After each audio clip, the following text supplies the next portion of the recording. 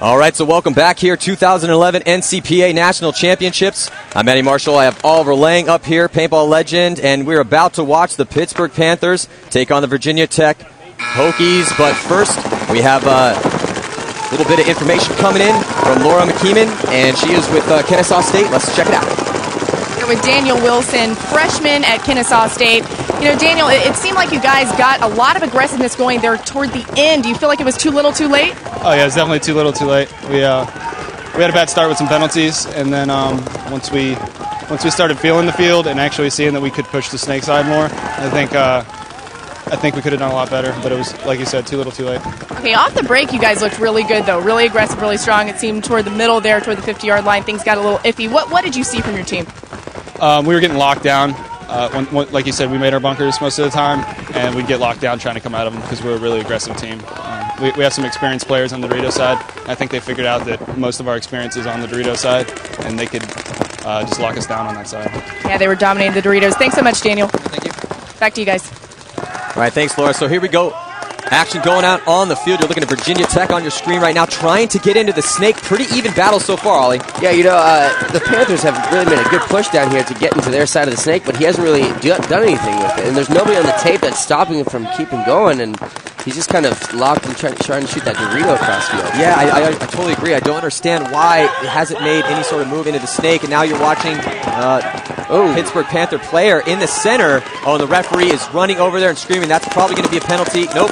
Did not pull a penalty. Able to get a couple bodies, though, Ollie. Mike Torres here is all the way at their end. He was trying to get that Dorito kill the whole time, and finally gets him out. But the guy had to make a move to the next one to get a greater angle, so, you know.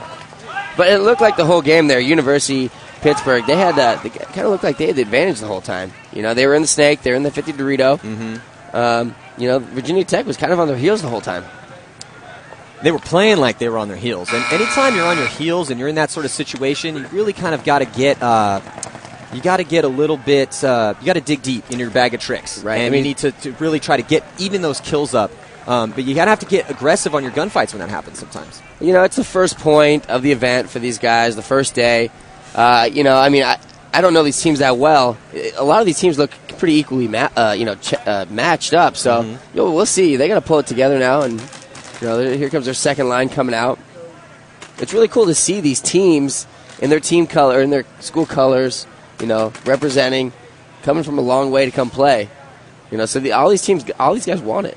You know, it's kind of nice. Oh, they definitely do. And I think that's probably one of the coolest elements of college paintball is you have those rivalries. Right. You know, you have those rivalries that exist for years. Right. But they're also, you know, you go to regular paintball tournaments, but at the same time, it's there's just so much. It's intense, but sometimes there's just a little bit of like brashness, kind of like that overt "I hate you, you hate me" type thing. Right. But out here, there's a really good level of camaraderie. I think, there is. Yeah, that's cool. Because that's college sports. You know, college sports have been around for 100 years now, and it's been going on. Like you said, there is those rivalries, but at the same time, they're all here and they're trying to accomplish the same thing and trying to represent their school and being the best. You know, and paintball gets a little catty sometimes, where you're just like, I hate that guy because you hate that guy. You know, like you and Tim Montresor for years. I love Tim. Tim now, is awesome. I love Tim is great now. Well, I've realized that we were the exact same person, just on two different teams. He's the Asian version of you. He is. All right, so here we go. About to start the second point. First point went to the Pittsburgh Panthers. And Virginia Tech having a lady on their team. I like that. It's good to see. Yeah. Well, hey, girls can play paintball too, man. And Oh. we actually just Kelsey Matthew. It's a good last name. I like that. Great last name. Huh? Yeah, Rhymes with your first. it does. She spells it a little French though, but that's okay. It's the French twist. You should actually spell your name like Should that. I start with the It makes I-E-U at the end? Makes you look a little bit more worldly. A little more worldly. Yeah. Are you And especially trying to say when I'm not worldly. I'm not trying to say that you're not worldly. I'm just saying if you spell your name with a little French "tu" on the end of it, you might actually pick up some more ladies. No, I'm terrible at that. You should, when you introduce yourself, you say, I'm Matthew, and it's not T-T-H-E-W, it's T-H-I-E-U. I'll try that next time. Okay, try that. We'll try that tonight, actually. Let me know if that works. So, actually, I was watching a celebrity paintball game not too long ago where 4 playmates beat the Dickens out of football players and rappers, which brought a laugh and a smile to everyone's face. Literally shot these guys into the ground. Like, bunkered this one particular guy. I can't remember who it was that got bunkered, but he fell over, rolled around on the ground, crying out in pain as this, buxom blonde is just over the top of him, just railing at the side of his head with paintballs. Well, that's hilarious. the beautiful thing about paintball is, we are pretty skilled at what we do, but at the same time, a playmate could shoot us or a playmate could bunker us. Absolutely. And, it kind of is cool even playing field. Everyone's got a gun out there, man. It is, I mean, I couldn't go out there and compete at some of the biggest football players in football, but they could compete with me in paintball. Yeah, they've got a gun shooting back at me. Yeah, it definitely helps, obviously, to be smaller, be faster. But you do that. Some of the best players, remember Rich Telford, for instance, right? Big, not very fast, but he's an amazing paintball player because he's intelligent and he's a great gunfighter. And that's the gun. The gun is the great equalizer. Yeah, out there. he uses his gun as a bunker, no matter how slow or whatever he may be, and he would be upset if I called him slow. So he is not slow. Lightning fast. He's lightning fast. I actually did say that earlier to Catfish. There's a couple of bigger, heavier set guys that were playing, and it's cool to see them play because they're controlling with their guns, and like you said, you got to have that. That's their attribute to the team is to control with their guns. I can't do that. I don't have that. I mean, I can do it a little bit, but at the same time, these bigger guys have really kind of acclimated their body to playing paintball, knowing that they got to be shooting their guns the whole time, talking, and that's their job. That's a very good point, but I would also say that it's your ADD that keeps you from... Right. I got to look left, look right. What's on there? Shiny spoon. Gotta go. Shiny spoon. No, that does help, I think, a little bit. I'm always scanning the field for what the next option is. Well, that's why you're good at what you do, though. I mean, you have that ability to seize the advantage as quick as it opens. All right, here we go on the breakout. You're looking at Virginia Tech on your screen right now. Cross field spread, and then now on the Pittsburgh side of the field. Look at this. So body drops off the Dorito 1 for Virginia Tech. Virginia Tech's not taking the snake side corner. I mean, they filled it. Honestly, they shouldn't have been able to make it. There's 3 guns this way, but it looks like the Panthers lose a player on the Dorito side too. So it's kind of an even match now. And Virginia Tech takes the second Dorito on the Dorito side, and all he needs to do now is kind of make that next bump. He needs to be playing the outside of it, not the inside of it. And takes that next bump, and he's going to have a huge advantage. So better field position. Well, actually, I was going to say better field position for Pitt. Well, but because they're poised to get in the snake. Right. But now on the 50-yard line, Dorito. Dorito. There it is. Yeah. So Virginia Tech streaming down that Dorito side of the field. They have the 50-yard line Dorito, and that's a really good bunker. And eliminates one of the guys. Yeah, it takes out one of the Panthers out of that stand-up temple. And look at this now. All the way. Awesome job. No one's stopping him. Really gets all the way down. Really fast. So you got to take the advantage when you get to that level. Oh, look at it! It's all the way across the field. He's actually behind him. If you think about it, he's passed on their red side. He could easily turn around if his coach just told him. Yeah. So you're looking at the 50-yard line Dorito that's hot. Now you're looking at what Pittsburgh's looking at. Yeah. Pitt's coach doesn't know that they're in the 50 Dorito over there though.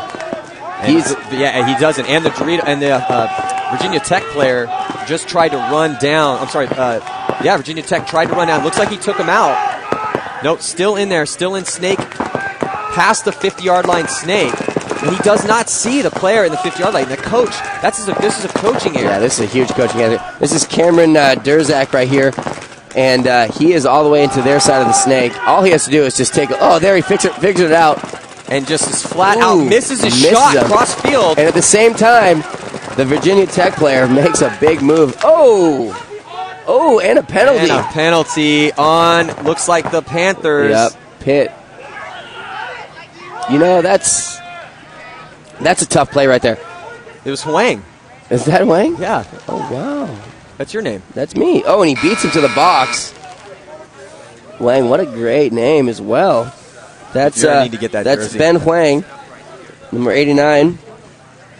He can play anywhere. It says right here, position Anywhere. and that's nice. I like to have that title. You don't have a front or insert. It's any. I've never heard that before. I like that. Where do you play? Jack of all trades. Any. I play everywhere. Any.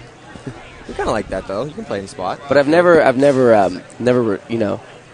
classified it as any. That's true. You should start doing that. Where do you play? Any. So, well, that's see. Look, they lost the first point, came back strong that next point.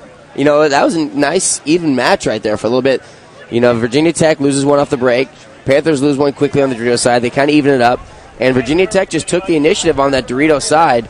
And although there was that huge coaching error for Pitt, if the coach would have just said, "Hey, turn around, take that one calm second, say, hey, turn around, Cameron, turn around. Yes. You're past the guy in the snake. Shoot the Dorito across field, and bam. Next thing you know, by the time he finally figures it out and catches him, the guy makes a great move down the Dorito side and eliminates the last guy on the Dorito side. We call that, you know what we call it? We call that a Moorhead. After Ryan Moorhead? After Ryan Moorhead, because he is just notorious for getting up when he's in a lousy position or, you know, kind of in a screwed point down the field. and sprinting down the field and making something happen. And we actually have that as a code. That's one of your codes? Yeah. And so Moorhead is one of your codes now. Moorhead's one of our codes, which means you're kind of in a lot of trouble and just do something. I like that. That's You know? actually a good code. It's a great code because you got to roll the dice. You got to gamble it. You never know what you can make of a game if you don't just try it. You know. Well, and that's the thing. If you're out there and you're kind of wondering, okay, well, if I'm in a spot where I'm really far up the field, the other side is starting to get blown out, what should I do? Well, giddy up, man. You got to win it down that side, your side of the field. Yeah, you only have a matter of seconds at most, maybe 10 seconds, 15 seconds before you get shot in the back, anyways. So you might as well cross into their side and try and make something happen. You know, I mean, I'm a firm believer of that. You know, Rob Stralinger, one of my favorite players when I was growing up, played on Image. Mm-hmm. You know, runs Image. Central Paintball or not Central Paintball. It's Central Paintball. Paintball Central. He North Carolina. He's still around. He was one of my favorite players. He told me something a long time ago, and it's resonated in my brain ever since. And it's hesitate and lose. That's a very, very good point, and we have seen that actually a couple times so far this event. You're watching these guys, sometimes they get in that snake you're looking at on your screen, and they're not being stopped by anything. In case you're just tuning in, snake, dominant field structure, the Dorito side, that's the opposite side of the field, other side, and then you have that center A that you're looking at top right-hand portion of your screen. Now, and that's the Dorito side. Now in the snake, that snake is very long. It runs almost the length of the field. So you see the wide field spread here. Now that snake, it's the back bunkers, very behind the snake, the back part of the field, they do not have dominance that you can't even see the guys in the snake from that spot because they're set in there. You see that blue bunker, that die bunker there in the back corner. Right. Now, that bunker, I'm calling it the bunker of death. I hate that bunker. You can't do much from there. Right. You get shot at by a decent amount of people. You don't have a lot of shots. Right. You can't control the snake from there because it's offset. It's in a little bit off the sidelines. That being said, you have to be a good snake player to thrive over here on this side of the field because you're going to be by yourself in there. It's easy, though. I mean, if you don't have a guy that's as that bunker is offset, you have the option to go all the way down to their end, just like we just saw Cameron do. But again, if you guys are watching at home and you know these guys, tell them not to stop at that red bunker anymore. You might as well go to the next one because then you're completely into their side and you just play the outside of it, you know? And that's the only time that bunker, your bunker of death, will be of importance, is if they come to your end, completely to your end. Because then you can't stop them because there's nothing else that, you know. So it's basically, it's like the, oh my God spot. Like, oh, we're getting destroyed. I need to do something, make something happen. I'm going to get out to that corner right now. On the breakout here. Virginia Tech kind of making I'd say a soft little breakout there. I mean, they're making these fills to the corners pretty easily, and usually that's tough to do. Yeah, all tied up at one apiece, 5 minutes and 42 seconds up. So we've seen some long points from these guys, Ollie. Yeah, you know, again, it's still early. I think these guys are still kind of getting their settle down, and they're trying to figure out the field a little bit, trying to figure out where they're at. You got to get that momentum going. You got to start getting that field awareness and knowing what you can do, what you can't do. It's a little bit of a mind game as well. Oh, it's completely a mind game. You get in there and you start getting comfortable. Next thing you know, you're doing moves that you shouldn't normally be able to do, but you're comfortable and you're just feeling good and you're going. Yeah, absolutely. So look at this. No team with any sort of penetration on the snake side of the field. Looks like 4 bodies left alive for Pittsburgh. Oh, and then 3 actually. 3 now, yeah. Just immediately looks out into a ball. But look, Virginia Tech is not taking the initiative to get into the snake. There is nobody. They're only from the back center over, and Virginia Tech is not even attempted to get in the snake now. Yeah, and they're looking. You got Smith Woolsey, who went to that stand-up can, and honestly, he wasn't playing very disciplined. He was kind of going back and forth, and now he realized that there's nobody on the snake side. He went to the A, and that's a great move. And look at this, Pittsburgh just getting shot out of their bunkers. Mental mistakes here as a dominant field position. They have the center A, center 50, Dorito as well. And Virginia Tech in the driver's seat. He's going to run down that Dorito side. Oh, he gets eaten up, though. So look at this. All of a sudden, Pittsburgh, though they only have, looks like 2 players left alive, they're both on the Dorito side. They're wheeling and dealing over there, eating up some of these Virginia Tech players, trying to push into them. Nothing is stopping Ben Wang here. He needs to be all the way at their end. And again, this is a coaching flaw. Coach, you say, hey, why are you there shooting? Why go all the way to their end? You got the A guy trying to make something happen. At any point, can he get dinked out of that little pin right there? Yeah, it's Wang again in there for Virginia Tech, number 89. Ooh. It looks like he's having some gun problems or something. Yeah, but right now, you know what? A guy came out of the penalty box is what happened. That's what happened. So, yeah, because we had a little bit of a break there. I think the referees assessed a penalty on, looked like Pittsburgh. There was the game before when the guy got bunkered in the snake, and Pittsburgh made it to the box, but not in time, and so he came out, and so they got a body up right there at the very end. Again, Ben Wang's just all he needed to do is go all the way down to their end and shoot those guys in the back. So now it's gonna be 2-1, Virginia Tech, and again, maybe they started off slow. They lost that first point. Now they're starting to get their they're getting their bearings, get their groundwork done, and they're starting to go now. So it's good for them. Panthers need to figure it out. Having a penalty that last point is going to really slow them down. In this format, having a penalty is just going to really kill you in general. Oh, absolutely. Penalties just kill you all the time. Yeah. Oliver, you don't know nothing about getting penalties. I've had a penalty or two in my life, But the better team in the event or in the match will fight back from a penalty. I hate to say that, but penalties are inevitable. They do happen. It's up to the ref's discretion. Sometimes they're justified. Sometimes they're not. But unfortunately, they do happen. No, I loved how you would say when I would start giving you, a little bit of grief about your high rate of penalties, and then you would be like, "Look, how many real penalties did I get?" Let's no, because you love to get the talking after your hit, pointing, and those kind of like. I wouldn't necessarily say they're dumb penalties. Oh yeah, I was going to say. They're well, now we have a thing too. If you get dumb penalties, talking, pointing, something stupid, overshooting, you have bag duty. Oh, you got to carry everyone's bags? Bag duty. That is awesome. Yeah. So what exactly does that entail? I got to carry. Well, I got to carry. Whoever gets them has to carry the whole team's bags to the room or from the room to the rental car. The whole team? The whole team's. For how long? Just one time. Okay. But that's a lot. That's a lot of work. It is a lot of work. Yeah. I like that. And then on top of that, if we have a major penalty, like a real assessed playing on penalty, it's $5 into the pot. And at the end of the year, we're going to take that money, and we're going to have a one-on-one tournament, and whoever wins it. So I have the opportunity to win it back. I love that. Yeah. We should film that. We should film that. I think I owe $20 in there already. Three tournaments so far. $20 in the pot. $20, yeah. So you got 4 majors that you had to put $5 in. Did you already put the money in? Is it like physically someplace, or you just owe $20? I'm owed right now. I need to give Eric Crandall, our team manager, the money as soon as I get home. In fact, I love that. That's a great idea. Did you guys just come up with that? They had bag duty before for it was if you're late to a meeting or something like that. And then I think this year it got spun on to dumb talking penalties, which is great because honestly, those penalties are the most avoidable penalties. And you can't avoid them, so it kind of makes you think before you do something dumb. Yes. I mean, don't get me wrong, I will still talk if I see a guy hit, because I think it's worth the penalty sometimes. You know, if I bunker a guy or shoot a guy and he's cheating, and I go, hey, that guy's hit, like, ref, look, and he goes, oh, penalty on you. I'm like, okay, well, at least that guy's gone. Yeah. You know? Well, does it actually come to you? Do you think, okay, this is worth $5? Yes, I do. I do think that sometimes. I've actually ran up to a guy and been like, pointed at him, hey, and I know it's completely not allowed to do. The old school timeout. Yeah, old school timeout. Well, no, I'm walking on the field hit, and I know the guy's hit, and he's still playing, and I will point at him. Sometimes they get a penalty because of it too. We for the audience, when you're practicing and you're playing pro ball and there's no refs, it can get a little brutal. Oh yeah. So we would it's called calling a timeout. So you're playing in your bunker, and if you know you shot a guy and he's cheating you, or maybe he just doesn't know he's hit or doesn't want to acknowledge, you literally call your own timeout. You run over from your bunker, pull the guy out, and then run back to your bunker across field, and then continue to play. By the way, I've never done that. I've seen a lot of people do that. Oh, I've done that a bunch. I could see you doing that. Yeah. Well, you deserve your shots. If you know, here we go. Yeah.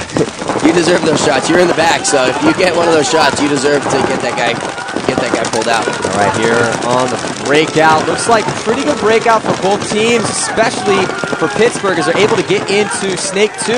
And it looks like Virginia Tech losing a player off the break. So 4 alive for Virginia Tech. And it looks like 5 alive for Pittsburgh. Pittsburgh taking the Snake again off the break. But look, once again, he's in the Snake. We've talked about that corner being offset. Nobody can shoot him. That template you're seeing right there on your screen right now, he can't stop him. So why is Mike, who's this, Mike Caffey, why is he sitting there at their end of the Snake? So he could be literally all the way down to their end. I don't know. This is a coaching mistake, and this is all. There he goes. Finally getting it up and making his move. Shoot him right and here. it's also interesting. They lost Ben Huang. Nice job. And he squeezed one off on his loader. You know, that was not very. That was not very clean on Virginia Tech's part. But the referees did not catch it, and that happens in paintball as well. So it looks like there's 3 Panthers alive on 2 Virginia Tech right now. Virginia Tech evening it up now. You know, the Panther, who was that, trying to make that lateral movement across, kind of got a little sloppy.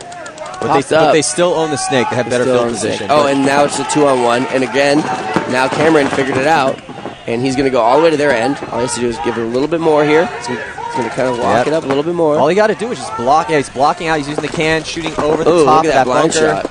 It's a nice blind shot right there. He almost got one in on him. But I see the thing is okay, he's blocked out there. All he has to do is just put that guy in. But the thing is while he's engaging, there we go. Finally, Pittsburgh making the move up the other side of the field. And there polishes off the last guy. Nice job. That's nice teamwork right there. I mean, by the Panthers. One guy made the move. The Dorito player on Virginia Tech switches to look at him, and Cameron Durzak. Yeah, nice job by Cameron Durzak here for Pittsburgh. Able to play the Snake well, aggressively push down it, polished off the last player with a little bit of help from his last remaining player as well as a 2-on-1 situation. And we got ourselves a ball game here, all tied up at 2 apiece. Long points, Ollie. These are really long points. These are long points. But, you know, now what is it, 2-2, huh? Yeah, 2-2 right now. It's all tied up. That's a big point right there. You know, Virginia Tech wins that point right there, makes it 3-1. You get that nice little cushion of points, and you're able to kind of experiment the next ones. Now it's 2-2, and they're dead even, or 0-0, however you want to look at it, and makes it a closer match. Absolutely, Oliver. And I'll tell you what we haven't seen a lot of so far this event is you're looking at the Snake right now on your screen, and inside, so you can see that the orange stripe down right by the Snake structure. That's the sideline. If you go over that, you're eliminated. But that enables some people, some players to be able. You can get out wide, try to get that shot, and then dive back in. We've seen that a lot. Now, what we haven't been seeing is any sort of runs down the highway. Now, we call the highway the inside part of the Snake, the part that's closer to the center of the field. And the reason why we call it the highway is, if you notice, there's no bunkers there. And if you're going to make that move, you could definitely speak to this. I mean, you got to go fast, and that's why we call it the highway, because you're not stopping. You're cruising down the express lane right there in the highway. As fast as you can go. And you're exposed to the whole entire field. And it is a very good move to do sometimes, because the Snake guy will be looking on the outside. The coach will be, letting him know that, hey, he's coming on the outside. But if you go down that highway, sometimes you can, make that move and bunker him and then slip into the Snake. Dive over the top of it. Exactly, yeah. You got to maintain your composure on that. But yeah, so we are making our way here through the first half. In case you're just tuning in, 10-minute halves. Highest score at the end of regulation wins the game. I like this this format. You know, I think this format is a much better format than the race 2, because at the end of the day, a team can fight back, and I think that's what's really important. You know, we're going to see that all weekend long here, where, you know, right now Virginia Tech could take the lead, and they could start just revving it up and getting, you know, a 5-point lead, and then, you know, the Panthers could come back because they've got that time. Yeah, you know? they have that. It's not just a race to 7 and bam, it's over. But you got to dig deep, though, and I'm not really seeing that out of some of these teams. If you go down 3-4 points, you got 10 minutes left in the second half. Man, don't get down, get up. You need to focus, get your team rally, get pumped up, and go out there and attack and get those points back on the board. All right, so good breakout for Pittsburgh as they're able to get into Snake 2. They do lose a player off the break, so 4 bodies left alive on the cross-field spread. Don't have a ton of penetration on the Dorito side, though they are in D1 and D2. You know what? I'm going to foresee the Panthers coming out above this in this match, because they are, without a doubt, in the Snake every point, and that's going to pay off eventually. You know, right now they're kind of fine-tuning it. We got, who's this? Mike DeCorcas? Oh, that's a nice name. Nice, Greek. It's Greek. And he's in there. He's been in there quite often. And he's just going to fine-tune it. He's going to figure out how to play the Snake perfectly. And by the end of it, you know, I foresee them coming out on top because they're going to be in the Snake. I agree, man. I'll tell you what. We talked about this a lot. And the reason why we talk about it a lot is because it is super important. The Snake is the most dominant structure on the field. You control the Snake, you're probably going to control the game. Yes, you can get a lot of work done on that Dorito side. The 50-yard line Dorito is awesome. It's a great spot. It's not that hard to make, but you have to control the Snake, and you have to play aggressive and be, because once you get down on their side of the field, no one's stopping you, especially because the bunker of death, the back corner bunker on the Snake side of the field, hate that bunker. You really can't do a lot from there. Exactly, you said. It's not stopping you. So we're heading into halftime here. Halftime all tied up 2-2. 2 apiece. You're watching the 2011 NCPA National Championships. I'm Matty Marshall. Got Oliver Lang here. We're in beautiful Lakeland, Florida. Lakeland, Florida. Tell you what, the weather is nice. The weather is nice. You know, this is a great venue for this event. I mean, look at this field. You know what I like about this field is if it's huge, and there's a lot of option. Definitely huge. There's a lot of option here. They can do. They can put any sort of field layout they would like in this right here. Looks like we got Chris Lasoya coming out here onto the field to make some interviews. And, you know, Chris is very insightful. I think he's going to explain the Snake a little bit. He was just up here. How do you do? Chris did good. He does good. He's Did he do as good as he did in pool last night? Chris Lasoya is a pool shark. Do not play pool against Chris Lasoya. If you guys think that Chris Lasoya is good at paintball, he is an amateur in paintball compared to his pool level. I've never seen anybody play pool so good. It's actually very impressive last night. He was going for the 8-ball, and the obvious hole that any mere mortal would go to, he decided against that and to go to the harder pocket, and he still made it. I was very impressed with that. I was just waiting for him at any point to just be like, you want to put some money on this next game? Right. It's always nice, like you said last night, it's nice to find out new things about your friends. We've been friends with Chris now for how many years? Oh, my God. I think I've known Chris for probably about 14 years. And we just figured out that he is a pool magician. Well, he does spend a lot of time in bars. He does spend a couple hours a day in bars, doesn't he? But, you know, that's a nice trait to have, pool. I need to get better at my pool game. All right, so we have the third member of our broadcast crew, Laura McKeeman. She is down in the Snake right now, about to explain the highway. Let's check it out.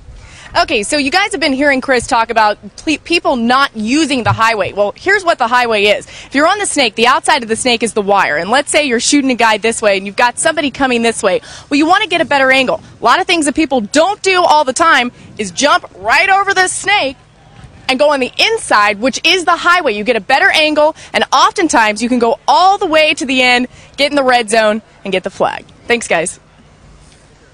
Yeah, so I'm hoping some people will pick up. That's what happens, though, as you watch these games progress. These teams, they start to learn the field a little bit more. They start to tune up their game plans. Right. And they watch other teams. They see what's working, what's not working. And we haven't really seen the middle utilized a lot, though every single person that's gone to the middle off the break has made it alive. Right. So I'm looking to see, the middle of the field be used a little bit more. Maybe we'll see some highway moves.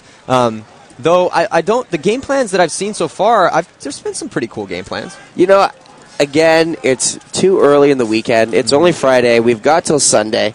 These teams that make it through the next rounds, they're going to figure out the kinks, and I guarantee you by Sunday, you're going to see those moves down the highway. You're going to see those moves to the center A. Those are going to start getting exploited. Absolutely. It takes a little bit of time. Just in any event with us, no matter what level you play in, you go in, you have your you set up standard game plan, and then by the end of the weekend, you tweak it. You tweak it here, you tweak it there, you realize that this doesn't work, this does work, this person here doesn't work, this person there does work, and by the end of the weekend, you have a successful game plan, and you have, hopefully a successful result. Yeah, and you have to be proactive about getting those points and incorporating them into your game plan. Right. That's one of those things, and that lies on the coach. It lies on the leaders of the team to really figure those things out. But also, you have to want to get out there and walk the spots. You want to watch games. It's going to scout the teams. It's going to take one guy, one kid, to do it, and then everybody around here is going to see it, notice it, and say, "Oh wow, you can do that." Yeah, that can be done. That can be done, and then you're going to see that a lot more. Yeah. So I guarantee, mark my word, you're going to see one person do it, and then it's going to be a snowball effect. Everybody's going to start doing it. Everyone wants to be trendy. Everybody wants to trend, and plus you look kind of cool when you do it. You definitely. If you don't get smoked. And sometimes you look cool still. Hey, man, live by the sword, die by the sword if you're playing paintball. If you're going to die going for it. Don't get shot out of your bunkers. I cannot agree more. So here we go into the second half, right? Yeah, second half starting here. We're going to reset the clock 10 minutes. They switch sides. Virginia Tech going to be on the right-hand portion of your screen. Pittsburgh Panthers going to be on the left-hand portion of your screen. You're looking at the Panthers right there. Getting ready for the setup here. This Cameron kid's, he's actually been doing a good job here in the snake as the secondary guy. Oh, and look at that, right to the center A off the bat. And everyone makes it. I don't know, the referee's going to run in there. Let's see if this is the first person that gets shot actually trying to make it up there. And if he's shot and he's playing, then the penalty will be assessed, but he's clean. He is clean. So everyone that's going up to the center, I think, is there a monitor on? Or they have their laptops open in the pits telling everyone what they should be doing? People at home are calling these teams and these players and saying, hey, this is what Matt and Oliver just said to do. Do it. I think it's a smart thing to do. And here we go. We got Cameron again going all the way to the side. Now he doesn't need to stop. He can continue going. Yeah, he can definitely make it to the next notch. And nice job. Crossfield shot on Dorito 1. I don't see the player coming out, though. No. He did hit him, though. I did see it spray off him. The referee needs to get in there and double-check him. Well, sometimes, and it doesn't happen often, sometimes you'll see a guy get hit, the paintball will explode, but the majority of the paint will come off the body and not actually stay on. And if the referee is not actually watching that player at that specific moment, then he won't be called out, which is what just happened. And that is unfortunate for the Pittsburgh Panther player here in the snake. He's past the 50-yard line. He got a great shot on, but hey, it's paintball, man. That's how it happens. I mean, what is the ruling on that? I don't know. I guess if I was the referee and I saw it directly hit me and spray off, I might call it. But the rule is that if a paintball hits you and it does break, regardless of how much paint that it leaves, and the referee sees that, then you're eliminated. I agree. I kind of agree. That happened to me actually last week in Huntington, where the paintball hit me and sprayed right off me, and the referee called me right out. I was a little upset, but he did make the right call. And right now I don't know what is going on here with the Panthers. They need to get to work. There's 5 guys alive, but they've got some nice field, some nice realty. Well, yeah, they have tons of ground right now, and it was a good job. They got that guy. See, what happens is another player coming off for Virginia Tech. So 3 bodies left alive. They're all stuck in the center. They're gonna have to try to get something going here. Ooh. It looks like the Virginia Tech player made a good snapshot on the center A, and then you see him getting eliminated, walking off right there. But at the same time, they fill that 50 Dorito. Yeah, and he was able to, basically, him getting up there in the beginning of the game, the beginning of the point, enables him to shut down that snake side of the field. If you get really far up in the center, you're able to really lock down. Oh, look at this. And now Pittsburgh is just dying out of their bunkers. They lose their player on the 50-yard line snake. They lost their plair out of the center 50. So now it's just Cameron in the snake. Oh, they've turned the field now. So now, look at that. The Virginia Tech guys making them bump across the field and kind of widening it a little bit. You know, if Cameron gets shot right here, it's going to be a world of hurt for the Panthers. And they had the opportunity to win this game about 30 seconds ago. Oh, it looks like there's another Panther player across the field in the second Dorito over there. Yeah, we're seeing long points out of this teams. It's all tied up at 2 apiece right now. It just goes to show, too, you know, Virginia Tech kind of taking it in the shorts in the beginning of the point. And now they've just kind of been holding strong, holding their lanes. Dinking guys out. Dinking guys out, being sturdy. And that's a great quality to have in a team. Well, that's that mental tenacity we talk about. It doesn't matter how many guys are left alive. You still, in your mind, have to believe you can win that point and then therefore win the game eventually. And they're looking at another player for Virginia Tech getting shot out of that Dorito. And here comes the final blow right here. That was Dakota. Dakota running up the field in the center and bunkering out the last back center player on Virginia Tech. And, you know, moves like that towards the end of the game, they're easy to do, but it really kind of sticks that knife in the opposing team and kind of twists it like, hey, guys, guess what? I'm just bunkered your back center guy. Yeah. And also, this is something that, you know, is important, is that these guys have to go in between. They have 2 minutes in between points to clean up, reset, refill, gas their guns up. And it's kind of like a pit stop, you know, when a race car comes in and you got to get a lot of things done in the quickest amount of time possible. Also, you got the coach in your ear, your other players in your ear telling you what went wrong, what you should do better. You're a little flustered, and I'll tell you what, you see that guy run down and stab that last player. That's big, even though it is it's an easy move to do when the guy's shooting at your buddy cross field. But that guy now has to go in. He's going to be hurting a little bit. Right. He's going to be angry because he just got shot from 2 feet away. He's going to be flustered, like you were saying. He's got to clean up. And if you can put some paint, maybe get some paint inside of his hopper, shoot his gun, shoot the side of his neck. I mean, those are the types of things that. Give him a nice neck tattoo. It's all part of the a circular ringworm neck tattoo. Right. But it's part of the game, man. It's like, when football, you put a good hit on somebody, that guy's going to be, thinking about the next time he goes over the center. Right. Yeah. No, that's important. Yeah. You're playing another competitor, you want to shake them up a little bit and rattle their cage so that they're not on top of their game anymore, especially playing this. Okay, so we got Laura on the sidelines with Ryan Sampson from Pitt. Let's check it out. All right, thanks, guys. Here with Ryan. And Ryan, I mean, you guys go into the half. You're tied with Virginia Tech 2-2. You come out and you get a little edge on in there with 3-2. Talk about the aggressiveness and what you're seeing from your team right this second. It's good. Our Snake guys are finally playing their game, which is important for our team. That's definitely our strong point, so I'm hoping that they could push it even more. And our Dorito side's actually shooting guys off the break on the Snake side, and we're crossing it up and playing well.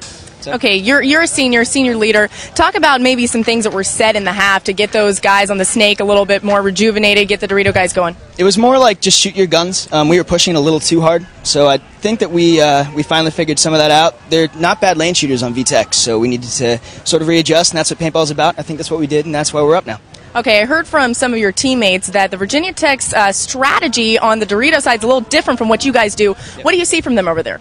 What they did is they were originally trying to go in the back bunkers and try and shoot us off the break, but then they changed it up to try and be a little bit more aggressive because they realized it wasn't working, and that sort of screwed us up 2 points. And I think we readjusted well, and so we're doing all right. Okay, stay cool out here. I know you guys are hot. Yeah, it's definitely not Pittsburgh. So, all right. Thanks, Ryan. Thank you. Thanks, guys. All right, so we are heading here into the second half. We're getting into it. It's 3-2 right now in favor of Virginia Tech. And he's right, though. Yeah, you gotta stay cool out here, especially if you are from Pittsburgh, where it's the weather is completely different. I mean, I don't know exactly what the temperature is over there, but I'm assuming it's not 85 like it is here, or 90. In the blistering sun. Yeah, it's definitely not that hot here, but it's starting to get a little bit warmer, and temperature plays such a crucial role in this sport. Right. Paintballs are very sensitive to changing climatic conditions. If it gets too cold, you're going to have paint blowing up in your gun because it gets fragile. If it gets a little bit too warm, too humid, you're going to get a lot of bounces because the paint starts to swell. And that's a big, big thing. I mean, I've played events where we've lost events because of the paint, and I've won tournaments because of the paint. Yeah, absolutely. And that's the beauty of using the high-end stuff. But at the same time, it is very finicky, So you need to make sure that you're ready to go. And here we go, the second point of the second half. And again, the Panthers taking the Snake. Oh, And look at this yard sale here on Virginia Tech, jumping into the snake, but losing his loader and his tank at the same time. Trying to get a shot of that. But yeah, he's doing some major surgery on his gun right now in Snake 1. Looks like his barrel got broken off, too. It looks like his whole gun is completely discombobulated. And he's going to get run down. But, you know, luckily he had his teammate right behind him to clean up that second kill. I mean, it literally looks like his grip frame, his barrel, and his tank all somehow exploded as soon as he ran into the bunker. That doesn't happen. I don't think I've ever seen that before. Oh, look at this. Chaos. Complete chaos over here on the Dreidel side of the field and on the Snake side of the field as Pitt tries to run down. Pittsburgh's trying to run down player, Virginia Tech. And it looks like it's almost a one-on-one now. You know, that was kind of, I like games like that where it's just bash and everybody just runs into each other and the last couple guys are standing.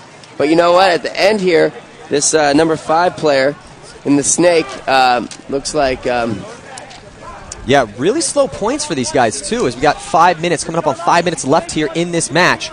Score 3-2 in favor of Pittsburgh. Looking at Pittsburgh player right now. It looks like, is it a one-on-one, Ollie? It's like a one-on-one, yeah. You know, he jumped into the Snake at the perfect timing there. They had come all the way into the Virginia Tech's territory on the Dreidel side, and he knew the only way he could stay alive was jumping into that Snake because that Snake, again, runs the whole length of the field, and he would be covered. And he jumped into it, and then the guy kind of makes a very sloppy move coming all the way kind of laterally to him to try and eliminate him, trying to bunker him. And he just popped up one time. The referee or the coach says, hey, he's coming. He popped up, smoked him, and now it's one-on-one. You know? Yeah, and in a one-on-one situation, you don't want to be on your knees. You see the player is in the Snake. He's bounced this guy twice. He's bounced the Pittsburgh player twice. Again, we were just talking about that paint, you know?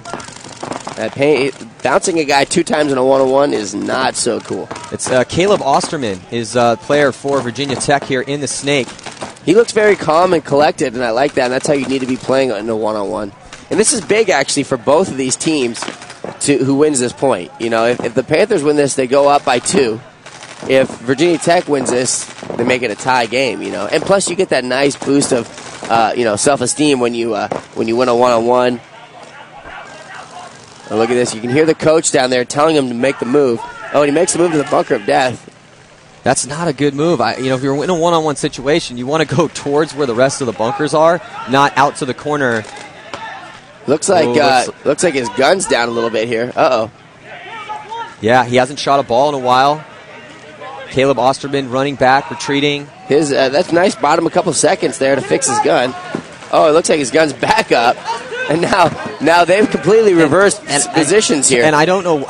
Okay, look, if you're watching and you're in a one-on-one situation, you never, ever, ever, ever want to get down on your belly, and which is what he's doing right now. You know, he was going in for the attack, though. You can't blame him for that. Yeah, but he knows it's a one-on-one. His coach is right beside him. At this point, you don't want to dive into the Snake. I could understand maybe if you're going to make a move and you know the guy's lost you. Right. Because in a one-on-one situation, you want to basically try to make the other player lose where you are, so he doesn't know where you are, and then you get an angle on him and advance upfield. However, you don't want to dive in and put yourself in a position where, because if you're on your belly and you're hiding, then other guy's going to be able to make moves and lose. Yeah, there we go. You know, he made that move and then he shot, and he kind of lost that because, again, we were talking about losing the player. And now his gun's down. Wow. No, it looks like he got bounced again. He's been bounced 3 times, and he's going to get run down and trade out. And the referees are going to have to sort this one out. And he is clean. So nice job by Caleb. Oh wow! And they give him that win on that. Again, in one-on-ones, a trade-out's never really good unless the referees are right there, and I guess they all were there to see who really got shot first. But he definitely squeezed one off there on Caleb. A couple off. Yes. And the referees said, hey, you're still alive. Go grab that flag and hang it. And maybe the paint is starting to be a factor.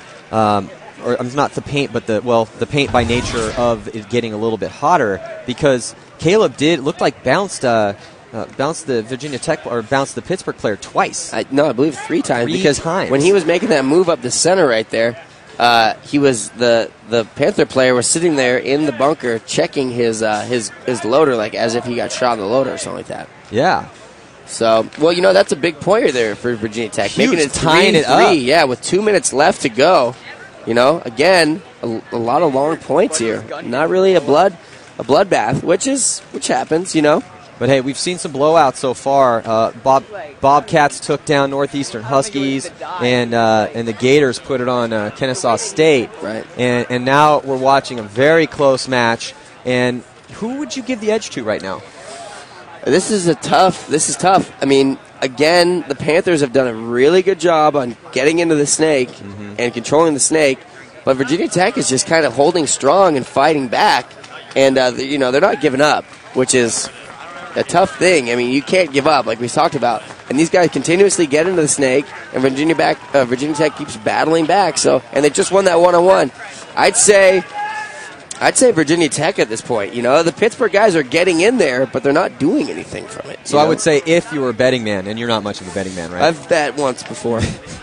And I lost, so I'm not going to bet again. But if I had to bet again, I'm going to say Virginia Tech at this point. Because you know what? I bet they're going to go to the snake. Because there's not much time left. They're kind of starting to realize that they need to go to the snake. They need to get in there. And we'll see right here. Let's see. It's like we've been talking about all morning. Oh, looks like it left early, and they're going to get in there and pull them out. It's a huge mental error. And again, I should not have bet because four players. No, it looks like another one coming off. Oh, my God. I was terrible at that. You jinxed the hell out of Virginia Tech. I really did. Way to blow it for them all. I'm sorry, Virginia Tech. I had my faith in you, and I don't exactly know what happened there, but there was a false start, and at the same time, a guy got eliminated, and another guy got eliminated, and another guy got a penalty. You're not going to win a game like that. No, and that's if one happens, okay, you get a penalty, but you can't have the complete destruction of your squad in the first seconds. Minute and 20 seconds left to go. It's just, I don't know what is happening here for Virginia Tech. It's just mental error.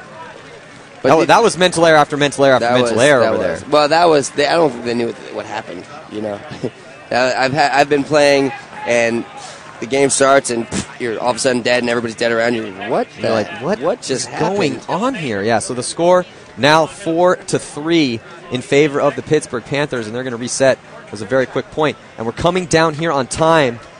Yeah, just about the end of this match. It's all going to be decided right now.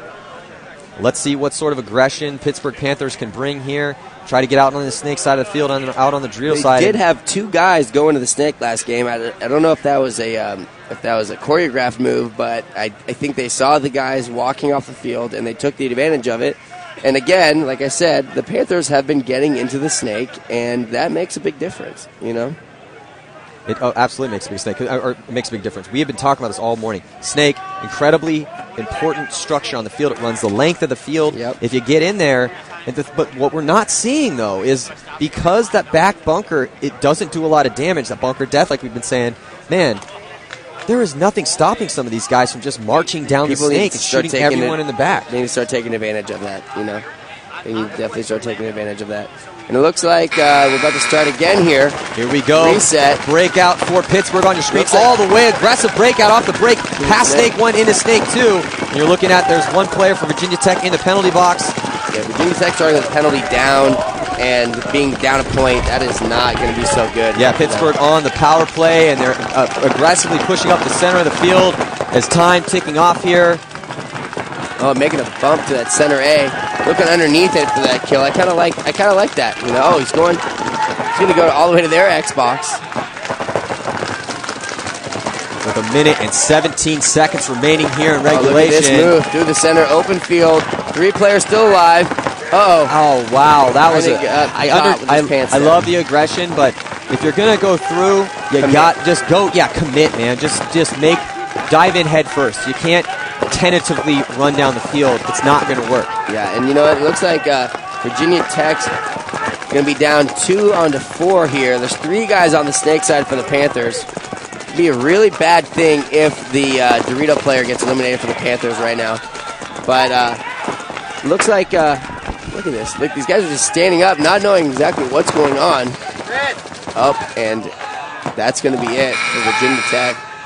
Conceding the point, making it a 5-3. 5-3 here for Pittsburgh. The referees are Referees are grabbing some guns here. It looks like they're checking the guns to see if the guns are shooting a little bit too fast, you know.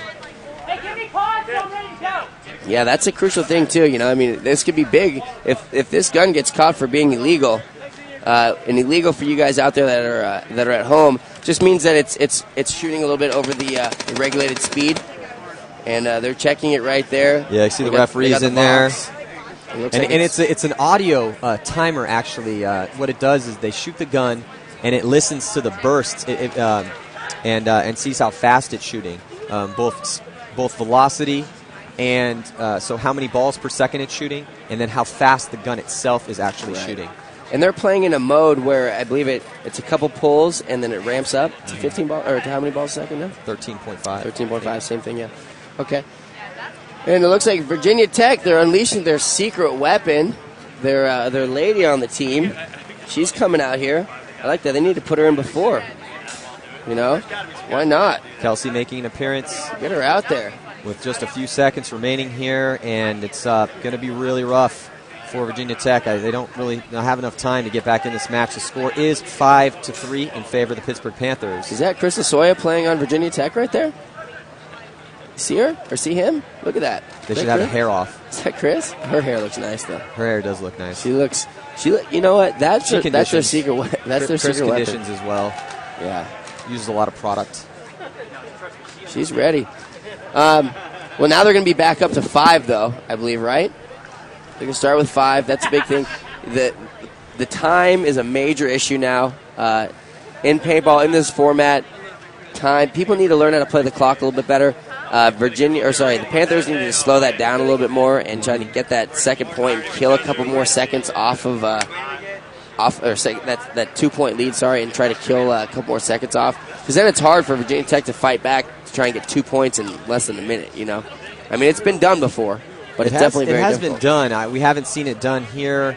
Trying to recall last year the quickest point, but I definitely it's a tall order. It's a very tall order. I want to say the quickest point in history. What do you think it is? I think it was 8 seconds. No, 8 seconds. Yeah. You can't run from one side of the field to the other side of the field. I'm almost positive that there was an 8-second. I want to say it's 14 seconds. Should we bet on it? We should bet on that, but I don't bet. That's right. You just saw me lose miserably. If I were to bet, I'm going to go with 8 seconds. Okay, well, I'm going to bet you on that. I want people out there to Google that right now, if that is in Google land, and let us know here. Yeah. So the story of this game so far: very close match, battling Pittsburgh Panthers, Virginia Tech, and throughout the game it was really close. But then here towards the end, just Pittsburgh able to really seize the advantage and take the win here. Haven't won it yet. Looks very good for them. And really, I think it came down to that one bloodbath point for Virginia Tech where they had a guy leave early, and somebody else got a penalty, and there was a ton of time left. It was a very close game at that point, and that you just can't have that happen if you want to progress. It was 3-3, and they were going into it. All they needed to do is just kind of maintain that point and play like they'd been playing, and whoever really won that point straight up, I would think would go to them. The Panthers just blew them apart that point. Blew them apart. And then that last point kind of rolled over to the next point, and now they're up 2 points. And here we go with, I think, less than almost a minute to go. All right, so on the breakout, Virginia Tech digging hard. Dorito flew off the break and the center. The cake right behind the center. And he gets shot in the pack. I've seen a lot of guys on Virginia Tech kind of yard sale all their equipment, jumping into the ground and catching those core samples. And again, like the Panthers into the snake. Yeah. Oh, and Kelsey all the way to the 50. Dorito all the way on that side. This is awesome. This is great. Yeah. What needs to happen now is the Virginia Tech players need to play off them or needs to play off her and come down the snake side. Look. Yeah, just not enough time though. So that is going to do it. The end of regulation, second half finishes up, and I'll give it to Virginia Tech. They came hard at the end.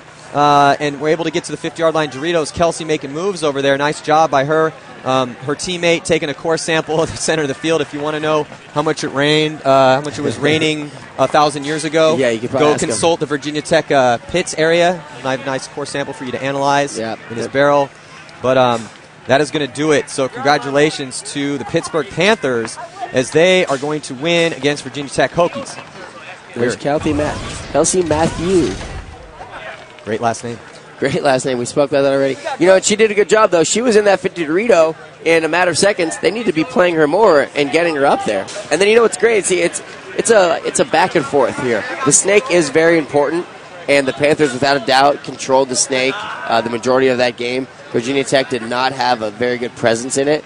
But if you start running down that Dorito side and getting into that 50 Dorito, the guys on the opposing team have to respect you over there, and they have to look that way. Whether you're the front guy in the snake or whether you're the second guy in the snake, you have to look that way, and next thing you know, bam, they're in the snake as well. Absolutely. And it's a give and take.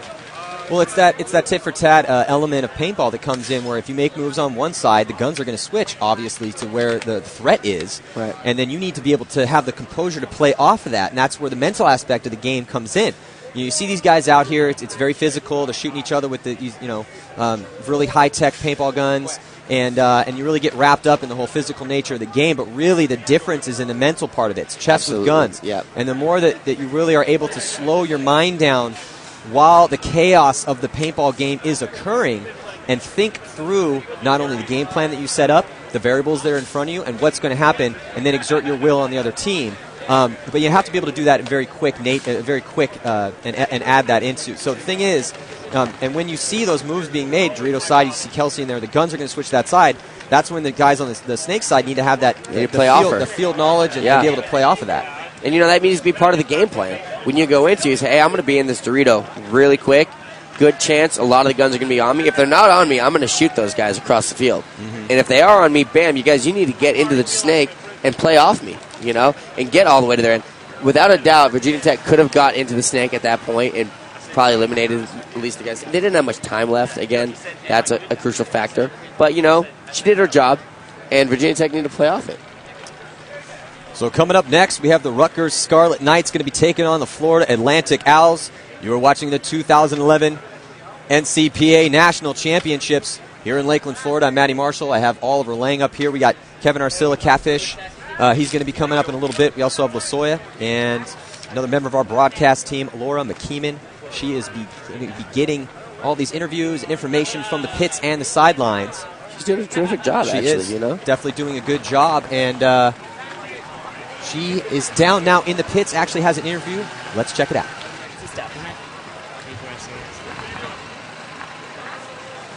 We're ready. We're just waiting for Aaron. So yeah, we'll have that interview coming at you in just a second. But again, Rutgers Scarlet Knights and the Florida Atlantic Owls going to be throwing down next here. That's going to be a good game. Yeah, that's going to be a good game. Rutgers been around for a long time. Florida Atlantic as well. And it looks like we have Laura down on the sidelines. Let's listen in. All right, here with Cameron Durzak, senior on pit. Cameron, you're kind of the star player on pit. Just talk about what you feel like you did out there today to help your team. Well, I think the only thing that is good having me on the field is the awareness that I get to see and how to open up the game. I personally think, though, the other four guys on the field, I do feel really confident playing with them.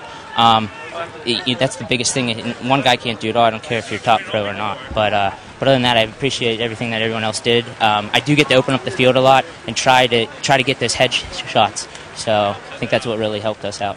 Okay, so you go into the half and you're tied, and then you come out with a pretty dominant presence, get a little more accustomed to the snake and the Doritos side. Just talk about what you were able to improve maybe on the snake side, and then also talk about the Doritos side. Well, something with Virginia Tech specifically, they never got wide on the snake side, and we have a very strong snake side. Given myself or Mikey who goes in there. But with the Doritos side, they were able to shut down the snake a good bit. We have guys who were able to put that in and counteract that. So it's Doritos side, they tried to control the snake, but it didn't work out too well. Okay, so obviously some mental errors on the Virginia Tech side as well probably helped you guys out. Correct. Every team's different, so we knew that they wouldn't go wide, so we pushed the snake a lot harder, and that's how we won. All right, well, congratulations and good luck down the stretch. Thank you, appreciate it. All right, back to you guys.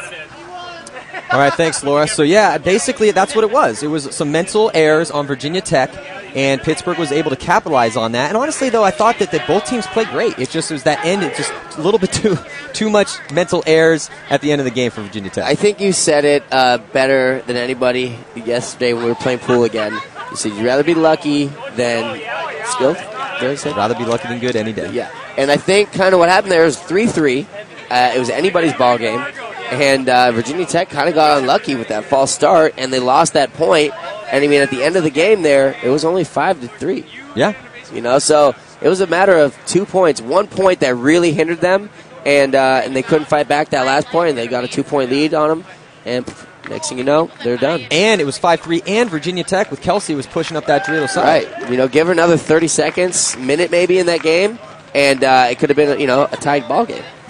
I'm sure she went back in the pits and was like, "That's how it's done, boys. Yeah. Why weren't we doing that all game?" Well, I walked into the 50-yard line Dorito. Again, we spoke about the other day when you had the playmates bunkering out the other pro athletes, and girls can be just as good as guys out there, and it's right there. It's a proven fact. Virginia Tech barely even handled on the Dorito side. Bam, they put Kelsey in one game, and she's in the 50 Dorito.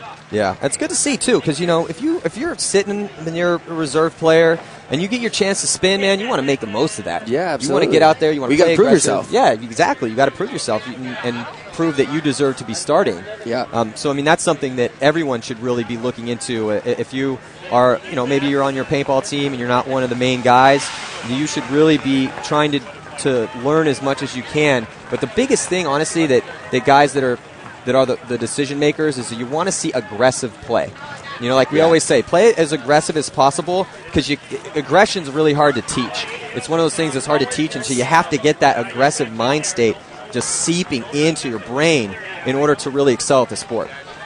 Oh, completely. I mean, with my kids now, we're in a point where we are kind of not necessarily rebuilding, because we've got amazing players. Are you talking about Dynasty? Yes. You guys have won the first 3 events of the year. Right. You're rebuilding? But we are kind of rebuilding. We are somewhat of a new team, I mean, with the exception of Alex, Yosh, and Ryan, the majority of the team is brand new. And Glenn, the majority of the team is new. And so we are gelling and getting together. But I will never fault anybody on my team for trying something. I will fault you if you sit there in your bunker and you don't do anything. But yeah, exactly. If you go and you try something, and whether it works or not, I will give you the benefit of the doubt. I will give you the credit and say, good work. I like that. I like to see people roll the dice and make those aggressive moves. And paintball is all about aggression. It's a controlled aggression. Absolutely. And it's also teamwork. If you see me going down the field and punching as hard as I could possibly punch, you're smart, you've got a high paintball IQ, you're going to follow me up and you're going to play off me. Whether I do nothing or I do everything, you're going to come up there and clean me up and support me and help us win that point. Oh, for sure. And that's the thing. I mean, is that you have to be able to play off your teammates. So if you have a situation where let's say you're one of the best in the world at this, and that's why you are who you are, but when you giddy up and start making those dynamic moves downfield, the first thing I'm doing, if I see you making moves down on the Dorito side and I'm on the Snake side, I'm like, oh, there goes Oliver. I'm immediately going to start looking for hoppers and a move. Can I now make my aggressive move? Because those guns are going to switch. Now, what happens though is that you have to have that high paintball IQ, because if you don't, you may run into a gun. So just because you're making a move on one side of the field doesn't necessarily mean everyone's has turned their gun yet. Right. But that's where you have to really maintain your composure, slow your thought process down, and really focus on, okay, have the guns turn? If they have, now I got to play off that and make that move. Right. No, I mean, that was one of my favorite things with playing with Mike Paxton, is I knew for a fact that I could go and make some ridiculous moves sometimes, and I might get blown to smithereens. But I knew Mike was right there to support me, and like you said, pick up those loader shots. Maybe even make another move right next to me and get those shots that I couldn't make. Yeah, and that's the thing is that, but that's where the great teams excel. That's where the great players excel. Is they're able to do those charismatic, dynamic moves. And I mean, it is honestly just feeding off each other. It's about being comfortable with your team. Yeah, exactly. Well, it looks like we have Laura down with Kelsey Matthew on the sidelines. Let's check it out.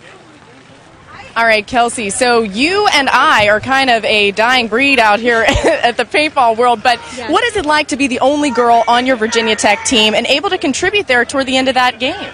It's kind of hard sometimes because you get discriminated against a little bit, but you just got to try your best and hope that people look at your talent and not just your sex, because I am a female and they think that I'm not as good as them, but I proved them wrong today. So we had 30 seconds left in that last game and I got 2 people off from 50 Dorito, so I did work. Yeah, just talk about what the guy said to you after you were able to really contribute out there. Well, they all gave me a pat on the back and told me that I did great. So, I mean, I think they're really starting to respect me as a paintball player and as a teammate. So that's what I've been working for out there, is just trying to get respect from them. So, All right, guys, you heard it here first. Some girl power here with Kelsey Matthew of Virginia Tech. Thanks. Thank you.